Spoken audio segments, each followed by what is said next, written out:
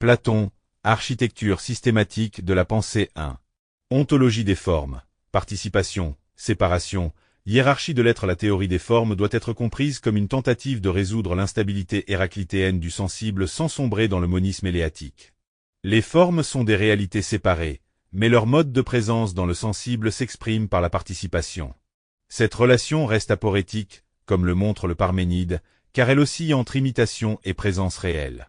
Platon inaugure ainsi une métaphysique de la transcendance structurée par une hiérarchie ontologique où le degré de réalité est corrélé au degré d'intelligibilité. 2. Dialectique et épistémologie. De la doxa à la noésie dans la ligne divisée de la République, Platon formalise une stratification du savoir. La dialectique n'est pas une simple méthode argumentative, mais un mouvement ascendant qui reconduit les hypothèses vers un principe anhypothétique, le bien. Elle constitue l'exercice suprême de la rationalité, dépassant les mathématiques elles-mêmes, car elle interroge leur fondement. 3. L'idée du bien. Au-delà de l'être, le bien n'est pas seulement une forme parmi d'autres, il excède l'être lui-même en dignité et en puissance. Cette thèse, d'une radicalité extrême, introduit une tension dans l'ontologie platonicienne. Le principe suprême n'est pas réductible à l'être, mais en est la condition. Cette transcendance du principe préfigure des développements néoplatoniciens où l'un devient absolument ineffable. 4. Anamnèse et inéisme. Critique implicite de l'empirisme dans le Ménon, l'expérience du jeune esclave met en évidence une connaissance a priori des vérités géométriques.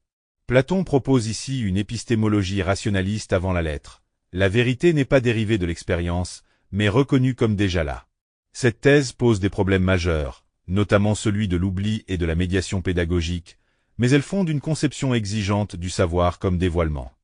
5. Psychologie et eschatologie. L'âme comme principe de mouvement dans le Phèdre et le Phédon, l'âme est définie comme principe automoteur, donc immortel.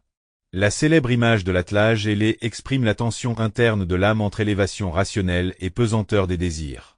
L'eschatologie platonicienne n'est pas un simple mythe, mais une structure symbolique visant à penser la responsabilité morale dans une perspective cosmique. 6. Tripartition et justice psychique. Une économie des forces. La tripartition de l'âme n'est pas seulement descriptive, elle est normative. Elle permet de penser la justice comme un équilibre dynamique des puissances.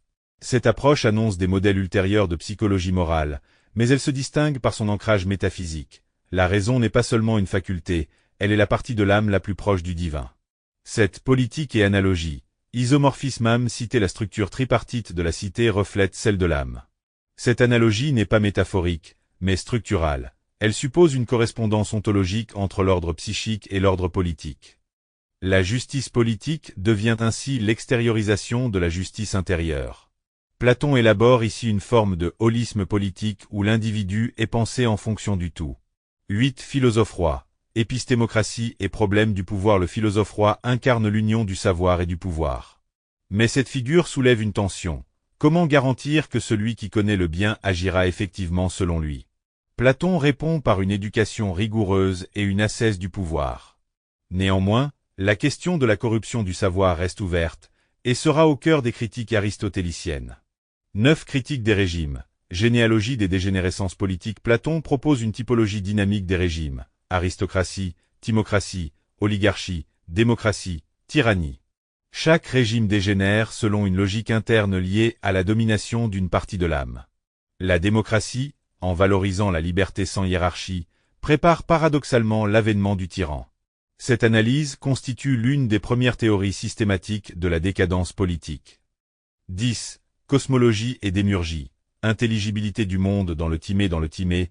Platon propose une cosmologie où un démiurge ordonne le chaos selon les formes. Le monde sensible devient ainsi une copie intelligible, structurée mathématiquement.